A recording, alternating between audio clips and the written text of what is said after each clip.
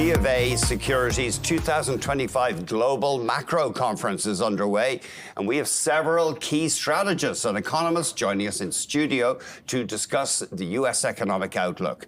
Let's get more from Stephen Juneau, a U.S. economist at BOFA Securities. Stephen, great to have you here. Thanks for having me on. I'm looking at a report you put out a few days ago, baking some stagflation into the pie, and you were revising down growth estimates and notching up inflation estimates. Yeah, and I think that's just a function of what we're seeing on the policy agenda. Obviously, we got the tariff news yesterday. That was a bit of a surprise relative to our expectations. So if anything, that maybe poses a little more downside risk and a little more upside risk to inflation. But I think we have to take on board the fact that we are going to see tariffs. They're going to increase next week. We're going to see some type of reciprocal tariffs. That's going to be a tax on the consumer and a hit to growth. So you're going to get a little bit softer growth, 1.8% this year, not necessarily worrisome. But you are going to get inflation moving up to 3%, and that's where I think that's a difficult number for the Fed to handle. That's their favorite indicator, the core personal consumer expenditure index. Exactly, 3%. Yeah, 3% on that, right? So 1% above their target, which is 2%. And it's been running above target for so long now that it's just a very difficult environment for the Fed to cut in, even if they do think it is a temporary price level shock from tariffs. So they have to really see weakness in the data, I think, for them to go ahead with further cuts.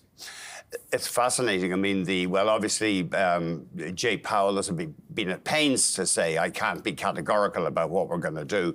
But you think interest rate cuts might be off the table for now because of that inflation outlook? Yeah, that's our view. And we are out of consensus. I know the market has some priced in. We're out of consensus there. But again, I think when you go back to this dual mandate, price stability, it's a problem. But the labor market, it's not. And we don't think that's really going to change. We think the unemployment rate is still going to be maybe tick up a couple tenths, but still be relatively stable. We don't see a recession, a material risk of a recession in the U.S. economy because we have such strong fundamentals on the job market side. So then again, you go back to which policy mandate matters more. And there, I think, inflation is still going to dominate, at least in the near term, until they actually see more material signs that you do have cracks emerging in the U.S. economy, which we don't expect.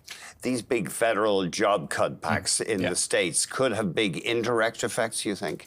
Definitely. I think we're trying to figure that out right now. But we know that there's about 2 contractors for every federal employee. Federal employment itself isn't that big. It's 2 million out of 160 million. So it's not huge. You're going to see more cuts there, but it's really about the knock-on effects. And then, of course, if you get spending cuts to, say, Medicaid, to other social welfare programs, then you can get knock-on effects at the state and local level, which has been a big driver of job growth, and at the healthcare level, which has also been a big driver of job growth. So that is definitely a risk. So I would say, yes, we revised down growth to 1.8% from 2.3%. We revised up inflation, but the risks skew towards weaker growth and higher inflation still from all of these downside risk factors.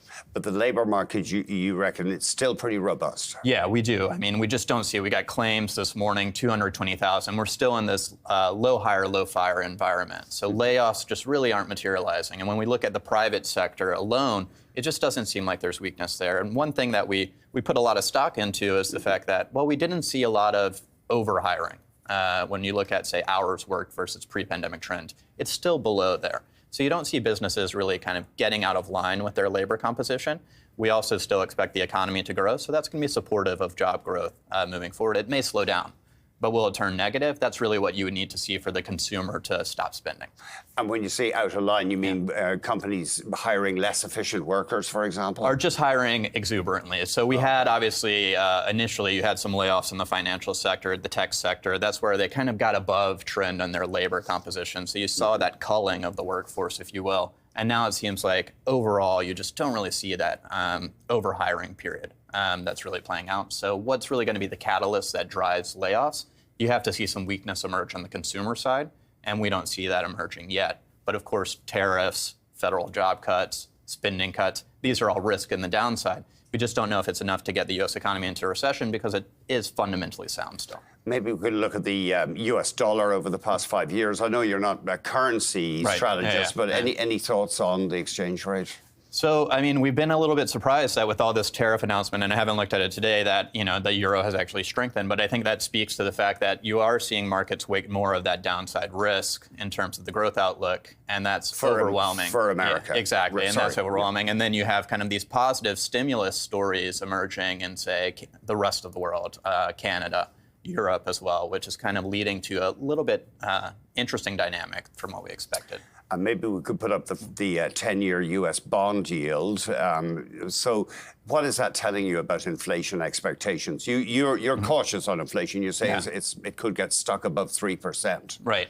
Yeah, so I think what it's telling you is, again, I think it's the bond market is also leaning more into that downside risk scenario a little bit more than we are. So we would say the recession risk is probably at about 20%. I think the bond market's higher than that. Oh. So if you think about the distribution, they have 2 cuts priced into this year, but a few more next year.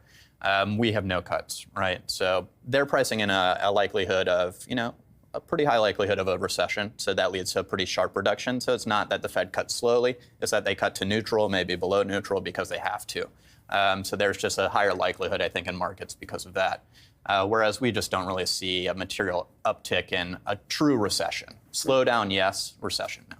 Maybe we could put up a 5-year chart for the S&P 500. It feels as though the market is not at this stage fearing major economic disruption from the trade war. Yeah, I think that's right. I mean, we've seen a little bit of a correction there, but it's not necessarily concerning. I mean, maybe a little bit of a negative wealth effect for the consumer, but obviously it's marginal compared to income. So for us, again, I think Powell's right to kind of look through this right now, not overreact to the equity market moves. Obviously, it could move further in that direction, and that's where I think the Fed gets a little more worried. Also, the administration gets a little more worried. Yeah, so I think I read a commentary saying that if stocks drop 20% from their highs, corporate chieftains will start squawking loud enough to maybe get Mr. Trump to alter his policies. Yeah, and we just don't know. I think in the first administration, he was very attuned to the stock market, and then in the current administration, we're trying to figure that out right now. Thank you.